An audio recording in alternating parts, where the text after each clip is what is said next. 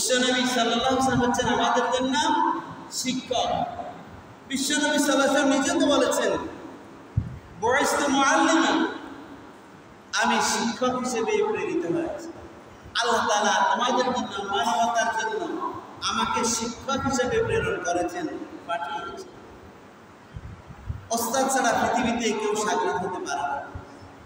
আপনি আপনার জীবনে যত কিছু জানেন, যত কিছু করেন, সব কিছু কারো না কারো কাছ থেকে আপনি শিখেছেন। প্রত্যেকটা বিষয়ের জন্য একজন কি আছে? আপনার শিক্ষক আছে। আর ধর্মের যতগুলো দিক বা একটা আদর্শ মানবের যতগুলো গুণাবলী, সব গুণাবলীর জন্য শিক্ষক হচ্ছেন বিশ্বনবী মুহাম্মদ রাসূলুল্লাহ সাল্লাল্লাহু আলাইহি ওয়াসাল্লাম।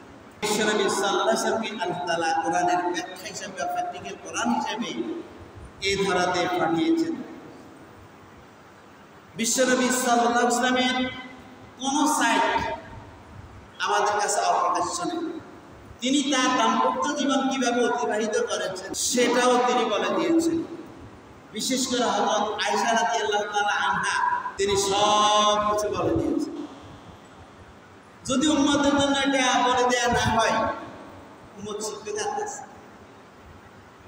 এখানে সব কিছুকে তিনি বলে দিয়েছেন। বিদর্মীরা সমালোচনা শুরু করে দিয়েছিল, একান্ত ব্যক্তিগত, একান্ত গোপনীয় বিষয় পর্যন্ত হযরত আয়েশা বলে দিচ্ছে।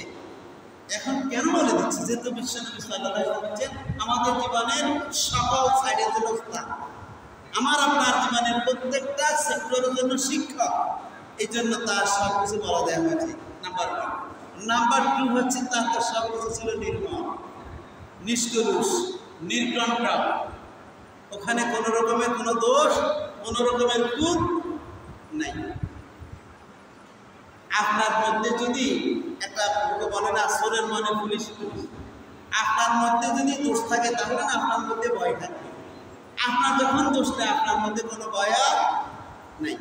অন্যান্য মহামনীষীরা জীবনে লেখার পর একবার দেখে যে আমার জীবনের মধ্যে কি কি লিখছে ওরা, পাবলিশ করার আগে যখন দেখে যে তার কোনো দুর্বল সাইড আছে, ওইটা বলে দেন না, এটা বাদ, এটা দেওয়ার দরকার নেই। ঠিক তার যে গুণাবলী আছে, গুণাবলীগুলো শুধু বলতে বলে, পাবলিশের জন্য পারমিশন দেয়। কিন্তু বিশ্বনবী মুহাম্মদ সাল্লাল্লাহু আলাইহি ওয়াসাল্লামের তো ছিল সব গুণাবলী, দোষ বলতে কিছুই ছিল না। এই জন্য তার ক্ষেত্রে কোনো রেস্ট্রিকশন ছিল না, কোনো বিধিনিষেধ, কোনো নিষেধ ছিল না। সব কিছু আমার উম্মতের জন্য, মানবতার জন্য বলে, সব কিছু বলে দেওয়া হয়েছে। বিশ্বনবী মুহাম্মদ সাল্লাল্লাহু আলাইহি ওয়াসাল্লাম যখন মানবতাকে সত্যের দিকে, মুক্তির দিকে, নাজাতের দিকে, কল্যাণের দিকে, জান্নাতের দিকে আহ্বান করেছিলেন, তখন তারা সবাই বিরুদ্ধাচরণ শুরু করে দিয়েছে। বিশ্বনবী সাল্লাল্লাহু আলাইহি ওয়াসাল্লামের ব্যাপারে বিভিন্ন রকমের বিরোধিতা শুরু করে দিয়েছিল। তিনি পাগল, তিনি গণক, তিনি কবি, তিনি জাদুকর, আরো কত কি শুরু করে দিয়েছে। কিন্তু রাসূল সাল্লাল্লাহু আলাইহি ওয়াসাল্লামকে কেউ মিথ্যাবাদী বলে নাই। বিশ্বনবী সাল্লাল্লাহু আলাইহি ওয়াসাল্লাম মিথ্যা বলেছেন, মিথ্যা নবুয়তের দাবি করছেন, এই কথা বলার মতো দুঃসাহস কারো ছিল না। বিশ্বনবী সাল্লাল্লাহু আলাইহি ওয়াসাল্লামের বিভিন্ন রকমের বিশুদ্ধার যখন শুরু করে দেওয়া হয়েছিল, তখন আল্লাহ রাব্বুল ইজ্জত ওয়াল জালাল বিশ্বনবীকে শিখিয়ে দিয়েছেন, হে আমার হাবিব, আপনি তাদের উদ্দেশ্যে বলেন, ফাকাদ লাবিথু ফীকুম উমরাম মিন ক্বাবলিহি আফালা তা'কিলুন। আমি তো তোমাদের সামনে বেড়ে উঠেছি, তোমাদের সামনে, তোমাদের হাতের উপর দিয়ে বড় হয়েছে। আচ্ছা বলো তো দেখি, আমার এই জন্ম থেকে উদ্যোগী আমার কোনো দোষ তোমরা কি দেখেছ? আদর্শবিহীন কোনো আমার চালচলন, কথাবার্তা, উঠা বসা কিছু কি দেখেছ?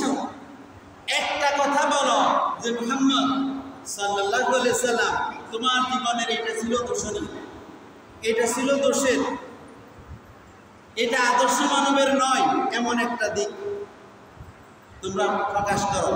তখন তো আমি নবীও ছিলাম, আমি নবুয়ত পাওয়ার আগেও যদি তোমরা কোনো দোষ দেখে থাকো তাহলে সেটা আমাকে বলো। এটা কে শিখিয়ে দিয়েছে? আল্লাহ তাআলা শিখিয়ে দিয়েছেন মুহাম্মদ সাল্লাল্লাহু আলাইহি ওয়াসাল্লাম। আপনি তাদের উদ্দেশ্যে বলেন যে আমি তো তোমাদের সামনেই বেড়ে উঠেছি, তোমাদের সাথে চলাফেরা করেছি, বলো তো দেখি আমার জীবনে কোনো দোষ পেয়েছো কিনা, আমার জীবনে কখনো আদর্শের বিচ্যুতি ঘটেছে কিনা, এরকম কিছু যদি তোমরা দেখে থাকো শুনে থাকো তাহলে বলো। এই চ্যালেঞ্জের মোকাবেলা করার মতন দুঃসাহস কেউ আজও দেখাতে পারে।